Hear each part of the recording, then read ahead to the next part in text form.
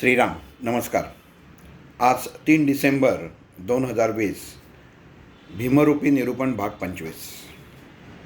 समर्थ रामदास स्वामी यांनी समस्त सर्वसामान्य माणसांसाठी एक प्रभावी उपाय, प्रभावी साधन, मनुष्याची अंतरशक्ती, बाह्यशक्ती, शरीरशक्ती, मनाची वैचारिकता याची शक्ती, या सर्व गोष्टी समोर ठेवून हे भीमरूपी स्तोत्र त्यांनी सांगितलेलं आहे. केवळ याच्या पठणाने या सर्व गोष्टी ज्या आपल्या सर्वसामान्य जीवनामध्ये आपण भोगतो या सुसह्य होतात. आपण मागच्या वेळी पाहिलं, भूतप्रेत संबंध आदी रोगव्याधी समस्यई नासती तुटती चिंता आनंदे भीमदर्शने या श्लोकाचं आपण निरूपण पाहत होतो. जेव्हा उच्चार करतो तेव्हा आपण भीमरूपी म्हणताना साधारण असा करतो, भूतप्रेत संबंधादी रोगव्याधी समस्तई नासती तुटती चिंता आनंदे भीमदर्शने. ही म्हणण्याची पद्धत आहे.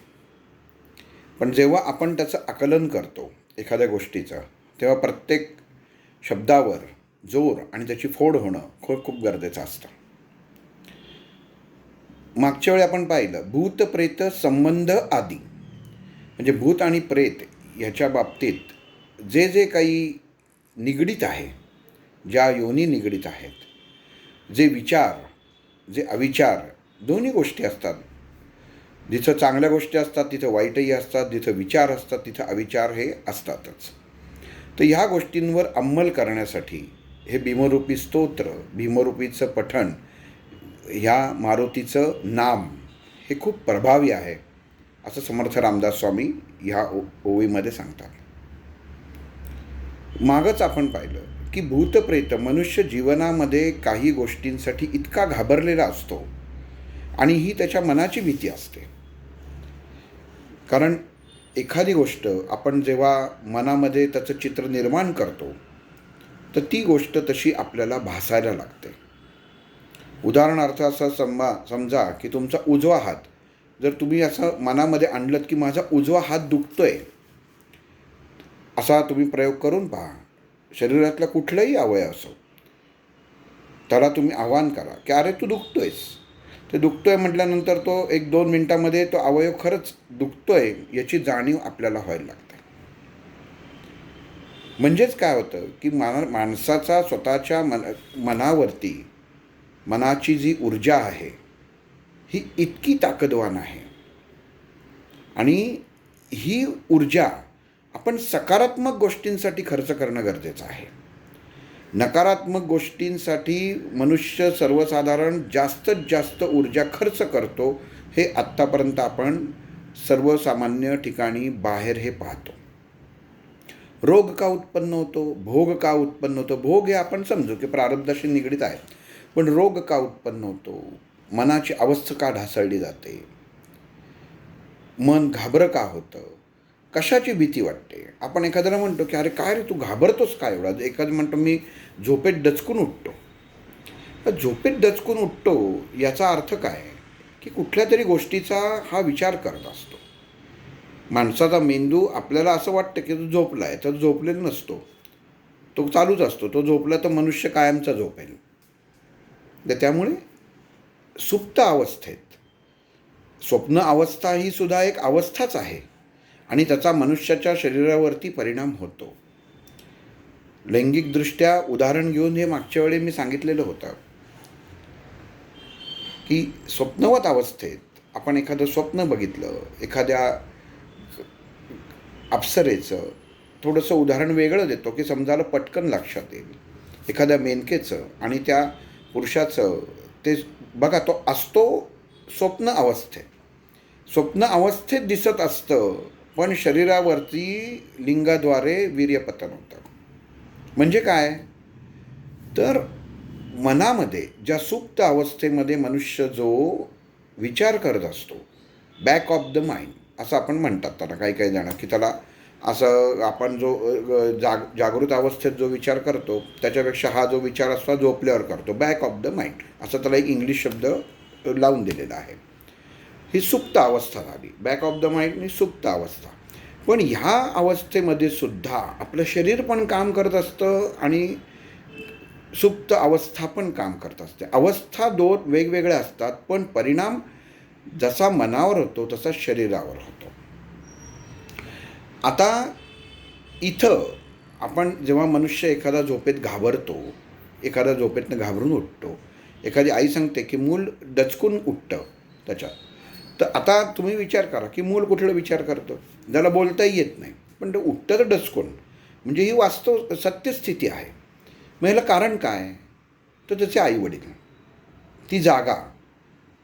परत सांगतो, कुठलीही जागा ही दोषी नसते किंवा त्या जागेत दोष नसतो, विचारांमध्ये माणसाचा दोष असतो.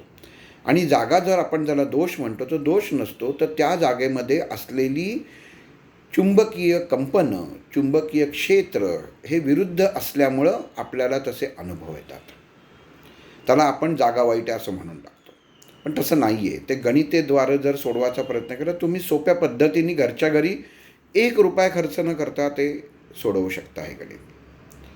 फक्त मुळात फसवेगिरीपासनं सांभाळलं पाहिजे, हे महत्त्वाचं आहे. कारण बऱ्याच जणांना काय असतं की घरामध्ये अमुक त्या फेंगशुईचं घंटा लावल्या, कासव लावलं, ते लावलं, तर ते त्यांना असं वाटतं की घरामध्ये माझ्या सकारात्मक ऊर्जा चालू झाली. पण कोणी जर सांगितलं, सासूने सांगितलं सुनेला की बाई गं तू दरवाजामध्ये उंबऱ्यावरती रांगोळी काढतं, ती म्हणे त्या रांगोळीचा जमाना गेला, आता स्टिकर. कसं चालेल?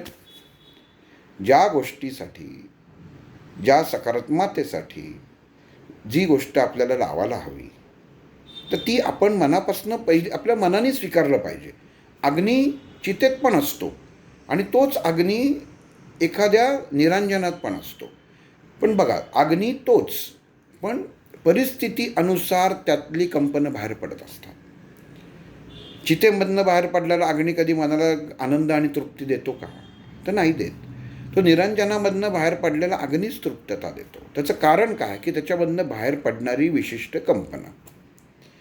म्हणून समर्थ रामदास स्वामींनी ह्या स्तोत्रामध्ये हा जो शब्द वापरला आहे, भूत प्रेत संबंध आदी, की मनुष्याची, हे भूत प्रेत म्हणजे काय? तर मनामध्ये उत्पन्न केलेल्या एक आकृती आहे की जी आपल्याला दिसत नाही, पण आपल्याला ती भासते. मग असे भास हे कशामुळे होतात? तर आपली वैचारिकता ही कमकुवत असल्यामुळे हे होतात. ती असेल शक्ती, ती आहेच आहे. भूत, प्रेत, पिशाच्च, अजून काही त्यातले प्रकार असतात, ह्या निसर्गामध्ये त्यांनाही राहायचा अधिकार आहे आणि ते आहेच आहे. पण ते कधी तुमच्याकडे येतील, आकृष्ट होतील, की जेव्हा तुम्ही त्यांना हाक मारता, त्यांच्याशी एकरूप होता तेव्हा.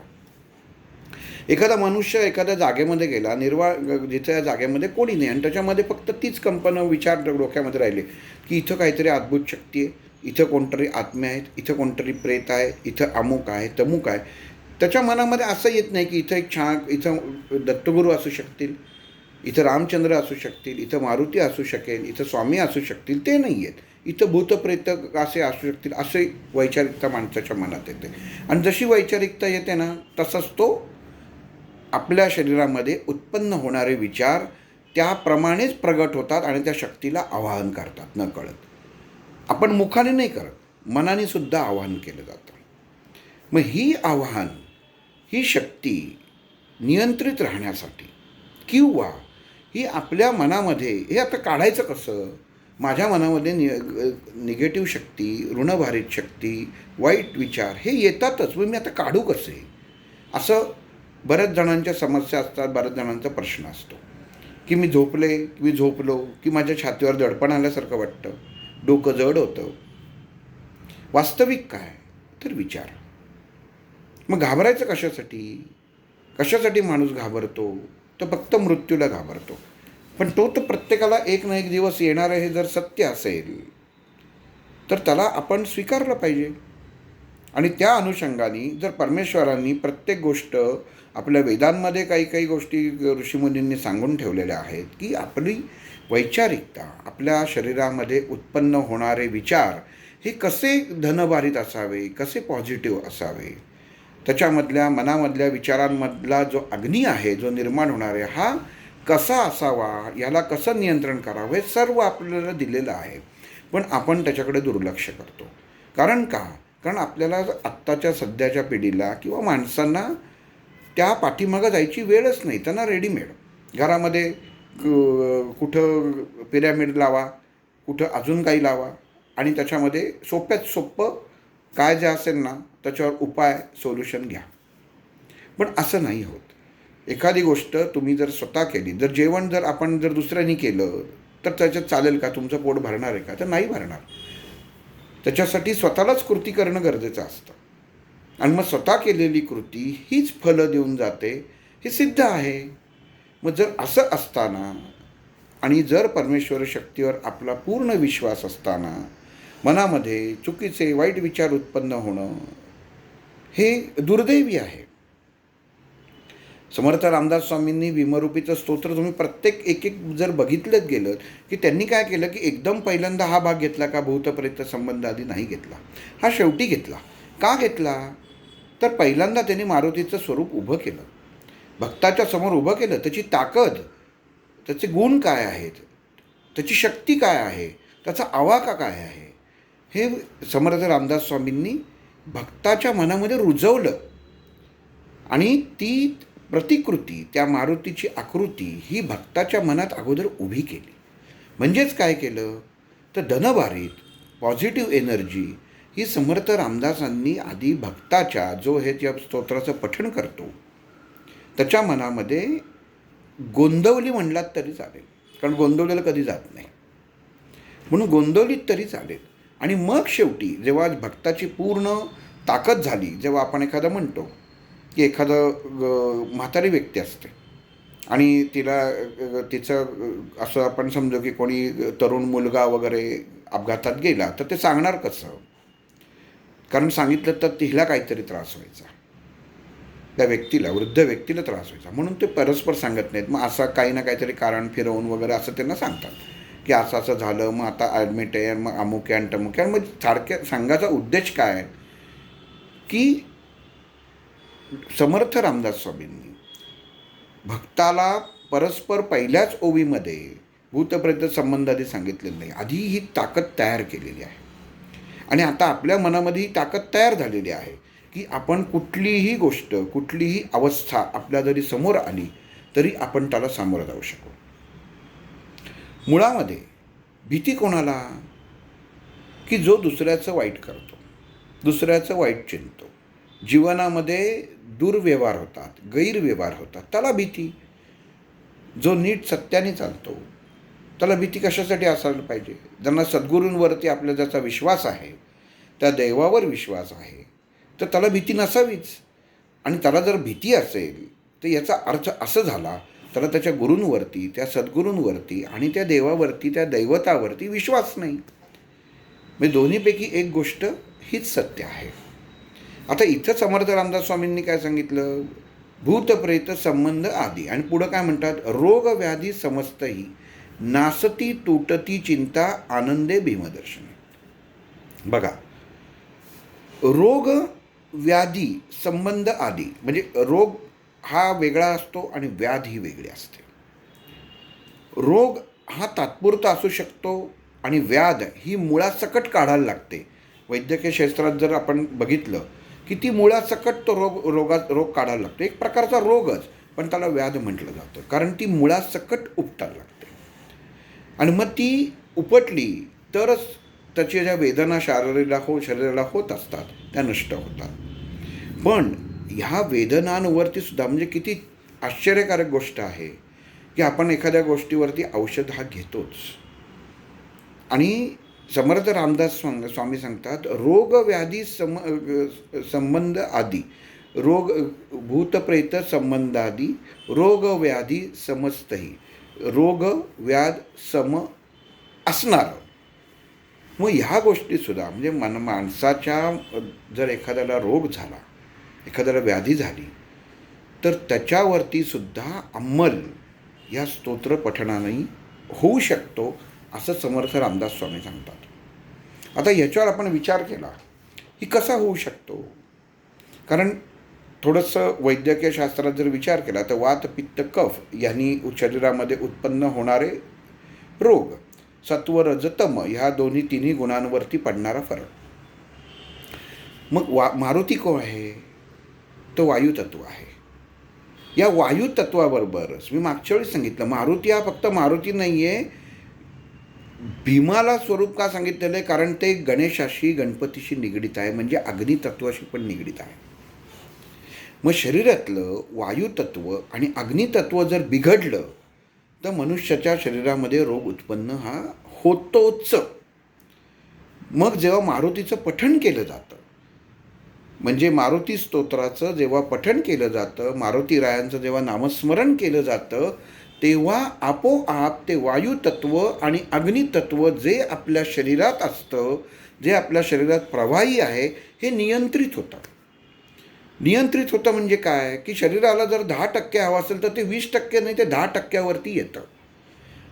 आणि जर 20% असेल, जास्त असेल, अग्नी वाढलेला असेल तर तो 10%वर येतो. म्हणजे जेवढं पाहिजे तेवढं मिळतं. नियंत्रणता इथं येते वायूची आणि अग्नीची. शरीरात वायू कमी पडला तरी त्रास, जास्त झाला तरी त्रास.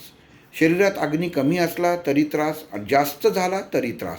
पाणी हे असतंच, जलतत्व हे असतंच. पण ह्या 2 तत्वामध्ये सर्व शरीराचं गणित हे कायम बदलत असतं, वायुतत्व आणि अग्नितत्व. तुम्ही जर रोग पाहिलेत तर बहुतांश रोग, 99% रोग हे वायू आणि अग्नितत्वावरती अवलंबून आहेत. मग इथं समर्थ रामदास स्वामी सांगतात की रोग व्याधी संबंध, म्हणजे रोग आणि व्याधी ह्याच्या संबंधी जे काही आजार आहेत, हे ते तुम्ही जर मारुती स्तोत्राचं पठण केलं. आणि इथं एक गोष्ट सांगायची अशी वाटते की पठण करताना जर तुम्ही संकल्प केला आणि त्याचं पठण केलं, कुठलंही पठण करताना संकल्प करून केलं ना तर त्याचे परिणाम हे वेगळे आणि चांगले मिळतात. जर संकल्प केला नाही तर त्याचे परिणाम मिळतात, पण ते कमी मिळतात. एखादा साधा ग्लास घेतलात पाण्याचा भरून त्याच्यामध्ये आणि मारुती स्तोत्र त्याच्यावरती हात ठेवून म्हटलं तरी एवढी खात्रीने सांगू शकतो की त्या पाण्यामध्ये ती ताकद, ते तत्व हे जागृत होतं. आणि नंतर तुम्ही ते पाणी प्यायलं तर ते औषधापेक्षा कमी नसतं. पण ह्याच्यासाठी मनुष्याला विश्वास हा फक्त पाहिजे. त्याच्यामध्ये मनामध्ये शंका आली ना की ते तुम्ही, जसं अन्न आपण म्हणतो की वास घेऊन बघतो चांगलं आहे का खराब आहे, पण शंका आली की तो माणसाला ते चांगलं जरी असलं ना तरी अन्न खाताना ते आंबूसच लागतं. म्हणून मनामध्ये शंका येता कामा नये. आणि पुढं काय सांगतायत की जर हे स्तोत्राचं तुम्ही पठण केलं तर रोग व्याधी संबंधाने नासती तुटती चिंता आनंद विमदर्शते. म्हणजे जर एखादी व्याध आहे, एखादा रोग आहे, एखाद्या पिशाच्या, एखाद्या भूताची, प्रेताची, काय जे समाजामध्ये त्याचे इतक्या गोष्टी पसरलेल्या आहेत आणि आहेत, तर त्याची जर लागण झाला असेल तर फक्त आणि फक्त या मारुती स्तोत्राच्या पठणाने ते उलटतं. उलटतं म्हणजे काय की बाहेर पडतं. नासती तुट चिंता. जो पदार्थ शरीरामध्ये तुम्ही असं धरून चाला की काहीतरी आंबट खाल्लेलं आहे आणि त्याच्यावरती दूध प्यायला किंवा खारट खाल्लं त्याच्यावरती दूध प्यायलं, तर ते पोटामध्ये ते नासतं. आणि नासलं की त्याचं पचन होत नाही, ते उलटून पडतं.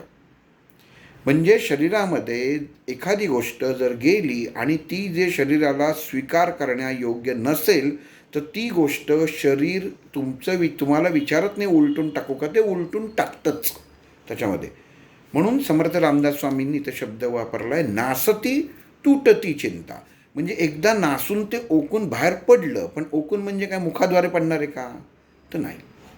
मग या पठण जे करतो, जे मारुतीच्या पठणाने, मारुतीच्या नित्यनियमा आपण जे त्याचं वाचन करतो, मनन करतो, यांनी ह्या ज्या ऋणभारित शक्ती आहेत, ऋणभारित विचार आहेत, ऋणभारित कंपनं आहेत, जी आपल्या सभोवताली, प्रत्येक माणसाच्या सभोवताली ऋणभारित कंपनही असतातच आणि घरातही असतात.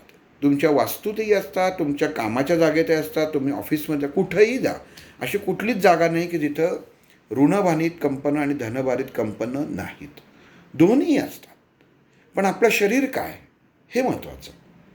एखादा रोग झाला, आता जसा करोना आला आहे, की ज्यांची इम्युनिटी सिस्टीम, प्रतिकारशक्ती चांगली आहे, तो याच्यात तरून जातो आहे. म्हणजेच काय की तुमच्या शरीराची प्रतिकारशक्ती काय आहे याच्यावरती तो रोग समोरनं आपल्या शरीरात शिरणार आहे ते अवलंबून असतं. तो घाबरून बाहेरच राहतो की याच्या शरीरात शिरून काही उपयोग नाही, कारण याच्यात मी आत शिरलो तर मी मारणार, अशी त्या रोगाला भीती असते, म्हणून तो शिरत नाही. इतकं सोपं उदाहरण आहे. म्हणून इथं समर्थ रामदास स्वामींनी सांगितलं आहे, भूतप्रेत संबंधादी रोगव्याधी समस्तही नासती तुटती चिंता. म्हणजे हे जरी झालं, तुमच्या बाबतीत घडलेलं असेल, तरी तुम्ही भीमरूपीचं पठण करा आणि ते नासल्यासारखं जे शरीरात साठलेलं आहे ना, ते शरीराने पकडून ठेवलेलं आहे, जखडून ठेवलेलं आहे, ते एखादी गोष्ट नासल्यावरती ओकून बाहेर पडते, तसं तुमच्या शरीरातनं ती ऋणभारित ऊर्जा बाहेर पडणार आहे. आणि हे खूप महत्त्वाचं आहे की मनुष्याचं मन, विचार हे स्थिर होण्यासाठी शरीरामध्ये निर्माण झालेल्या, जमा झालेल्या ऋणभारित ऊर्जा, ऋणभारित कंपनं ही बाहेर उलटणं हे खूप गरजेचं असतं. त्याच्यासाठी माणसं 100 प्रकार करत असतात. हातात 10 प्रकारची खडे घाला, अंगठ्या घाला, अमुक घाला, तमुक घाला, इकडं हे ठेवा, तिकडं ठेवा, खिशात ते ठेवा. काही नाही, काही गरजच नाही. इतका सोपा साधा उपाय समर्थ रामदास स्वामींनी दिलेला आहे. आणि परत एकदा सांगतो की उपाय कोणी सांगितला आहे हे माणसाने कायम लक्षात ठेवलं पाहिजे. सांगणारी अधिकारी व्यक्ती आहे हे माणसांनी ग्रहण करताना कायम लक्षात ठेवलं पाहिजे की सर्वसाधारण माणसानं सांगितलेलं नाही आहे. आणि सर्वसाधारण माणसाची शक्ती असू शकते, पण इथं हे प्रमाण आहे की हे समर्थ, असं तुम्ही म्हटलं तरी चालेल, समर्थ रामदास स्वामी उवाच, खात्री त्याच्यामध्ये शंका घेण्याचं कारणच नाही. आणि ही न कारण घेता, न शंका घेता जर माणसाने या स्तोत्राचं पठण मनापासनं केलं तर जीवनातल्या कुठल्याही रोगाचं, विचारांचं तुम्ही न घाबरता प्रतिकार करू शकता.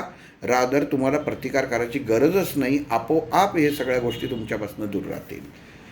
म्हणून समर्थ रामदास स्वामी, नासती तुटती चिंता, म्हणजे एकदा नाचतं बाहेर पडलं की तुटलं, आणि तुटलं म्हटलं की परत त्याच्यामध्ये काही प्रश्नच येत नाही, म्हणजे ते वेगळंच झालं. जी गोष्ट तुटते, एखादी काडी तुटली तर ती 2 भाग वेगळे होतात. मग हिचं अस्तित्व वेगळं आणि या दुसऱ्या काडीचं अस्तित्व वेगळं.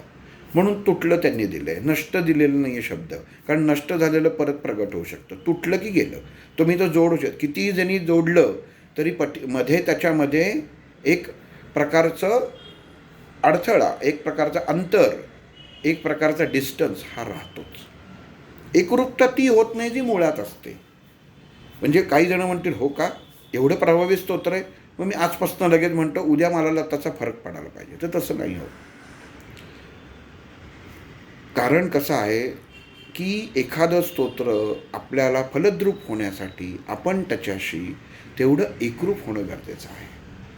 विश्वासाने एकरूप होणं गरजेचं आहे. तुमच्या आत्म्याने त्या परमात्म्याशी, त्या तत्वाशी, मारुती हे तत्व आहे, वायू आणि अग्नीचं एक फार मोठं तत्व आहे, ह्याच्याशिवाय मोठं तत्वच नाही. त्याच्याशी तुम्ही निगडीत व्हायचं असेल तर तुमचं शरीर पण तसंच तयार व्हायला पाहिजे. एका दिवसात ही होणारी गोष्ट नाही आहे की मी ठीक आहे, तुम्ही सांगताय ना, मग आम्ही 10 दिवस प्रयोग करून बघू, तसं नाही आहे.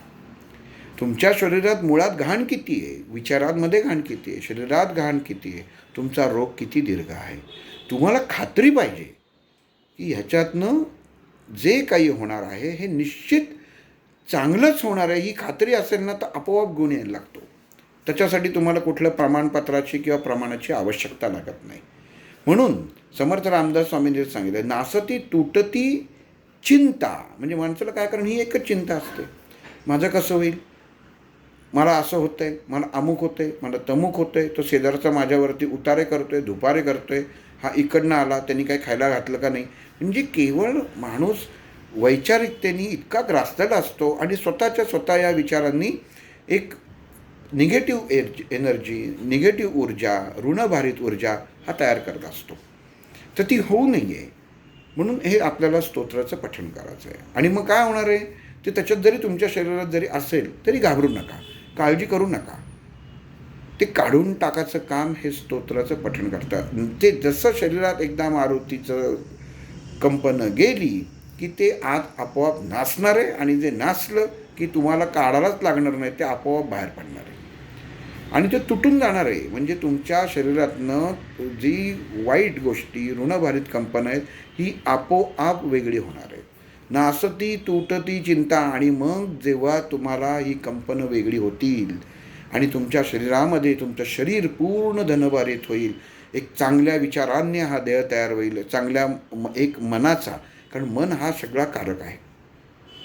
जे काही होतात परिणाम ते मनाने होतात. मन विचाराला हे करतं. तुम्ही जर असं कोणाला विचार, हो का मन कुठं आहे, मन तुम्हाला शरीरात दाखवता येईल का? तुम्ही म्हणाला हो मन म्हणजे काय, विचार मेंदूत असतो, दाखव. कुठला MRI तुम्हाला दाखवू शकणार आहे?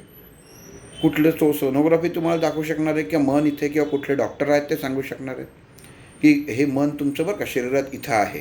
हो का? मग त्याचं स्वरूप आहे? नाही. पण म्हणतो ना मनाची शक्ती, मनशक्ती. मग काय तर परमेश्वरी शक्ती, एखाद्या तत्वाची शक्ती आपल्या शक्तीशी एकरूप होणं, ह्याला म्हणलं तरी चालेल. मनाची ताकद, मनशक्ती यालाच म्हणतात.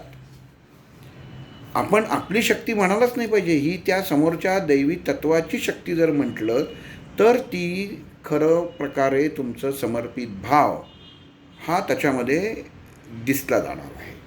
आणि मग काय होणार आहे, मग एकदा तुमचा भाव प्रफुल्लित झालं, तुमचं मन फुललं, तुमचं शरीर फुललं, आणि मग समर्थ रामदास स्वामी सांगतात आनंदे भीमदर्शने. भीमदर्शन म्हणजे कोणाचं? मारुतीचं आणि गणपतीचं. भीमचं दुसरा शब्दाचा अर्थ असा आहे गणपती. म्हणजे समर्थ रामदास स्वामींनी भीमाची तुलना मारुतीशी केली. म्हणजे मारुती, भीम आणि गणपती. बघा कसं एका त्रिकोणामध्ये समर्थ रामदास स्वामींनी बसवलं. आनंदे भीमदर्शने म्हणजे पहिल्यापासनं सांगितलं, पहिल्यापासनं तुमचं मन तयार केलं. भीमरूपी महारुद्रा वज्र हनुमान मारुती, हे सगळं दाखवलं कसं आहे ते.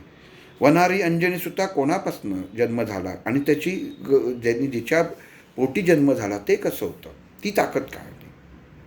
रामदूता प्रभंजना म्हणजे कोणाचा दास आहे? साधी साधी गोष्ट नाही आहे, रामाचा दास आहे. कोण राम? आता ते सांगायचं म्हणजे परत हा निरूपणाचा भाग वाढणार. पण ही ताकद आहे, रामशक्ती. महाबली प्राणदाता म्हणजे बल कसं आहे, सगळा उठोय म्हणजे प्राणावरती सुद्धा, आणि काळसुद्धा त्याला घाबरतो असं आहे. म्हणजे एक एक पायरी समर्थ रामदास स्वामींनी दाखवत मनुष्याच्या विचारांमध्ये या मारुतीची प्रतिकृती उभारून त्याला असं बनवलेलं आहे की आता एवढं सर्व वर्णन केल्यानंतर आता बघा बरं का, आता तुम्ही दर्शन घ्यायला तयार राहा. कारण आता काय शेवटची तुम्ही काय नाही हो, सगळं मी बघितलं, सगळं मान्य, पण माझ्या मनातले काही वाईट विचार काही जात नाहीत. म्हणजे त्यांनी मला यानं नकोसं झालेलं आहे, मला काही सुचतच नाही. हे सुद्धा समर्थ रामदास स्वामींनी सांगितले. भूत प्रेत संबंधादी रोग व्याधी समस्ती नासती तुटती चिंता आनंदे भीमदर्शने. उलटून एकदा पडल्यानंतर तुमच्यापासनं वेगळं झाल्यानंतर राहिलंच काय, फक्त सत्वच राहतं. आणि मग तेव्हा तुम्हाला जे या मारुतीचं तेव्हा दर्शन होणार आहे. म्हणजे भीमरूपी तुम्ही स्तोत्राचं पठण करायच्या वेळी जे मारुतीचं दर्शन झालं, तुम्ही केलं, जी प्रतिकृती, जी प्रतिमा तुम्ही डोळ्यासमोर आणलीत, आणि आता हे सर्व एवढं समर्थ रामदास स्वामींनी वर्णन केल्यानंतर, तुम्हाला उभं केल्यानंतर तुमच्या डोळ्यासमोर जे आता मारुतीराया तुमच्या डोळ्यासमोर उभे राहणार आहेत, त्याचं दर्शन घेतल्यानंतर आनंदे भीमदर्शने, तो जो आनंद होणार आहे, आणि त्या दर्शन झाल्याचा आनंद आहे हा. त्याच्यासाठी मंदिरात जायची गरज नाही. मनामध्ये नुसता विचार आणा, अरे मारुतीराया असा असा असा असा असा, मनामधली कंपनं गेली, नाचलं, उलटून पडलं, संपलं, उभं राहिलं समोर. काय ते याच्यामध्ये शिल्पकार जशी दगडामध्ये करतो, नुसते ठोके मारत असतो, समोर त्याला कळत नाही काय करतो, ठोके मारतोय. पण जसं नको तो भाग काढला जातो आणि आतमध्ये एक सुंदर शिल्प तयार होतं. तसं मारुतीचं आहे, तसं या मारुती स्तोत्राचं आहे. की समर्थ रामदास स्वामींनी आपल्या सर्वसामान्य भक्तांवरती, रामाच्या भक्तांवरती, मारुतीच्या भक्तांवरती, विचारांवरती एक एक ठोका देत देत देत नको तो भाग काढून टाकलेला आहे. आणि आता या श्लोकामध्ये ते मारुती आपल्या डोळ्यासमोर उभे करतायत आणि ते शिल्प तयार झालेलं आहे. आणि ते मारुतीची ताकद आता आपण ग्रहण करायची ही वेळ आलेली आहे. आणि इथं हा श्लोक संपतो. भूतप्रेत संबंधादी रोगव्याधी समस्तही नासती तुटती चिंता आनंदे भीमदर्शने. आणि मग पुढचा श्लोक आहे हे जरा 15 श्लोकी, तो आपण नंतर बघणार आहोत. पण ह्या श्लोकामध्ये वास्तविक पाहता भीमरूपीचं मारुतीचं दर्शन हे प्रत्येकाला व्हायलाच हवं आणि ते झाल्याशिवाय राहणार नाही याची मला निश्चित खात्री आहे. आपण आपला अनुभव बघावा आणि तो कधीतरी सांगावा, एवढंच. श्रीराम.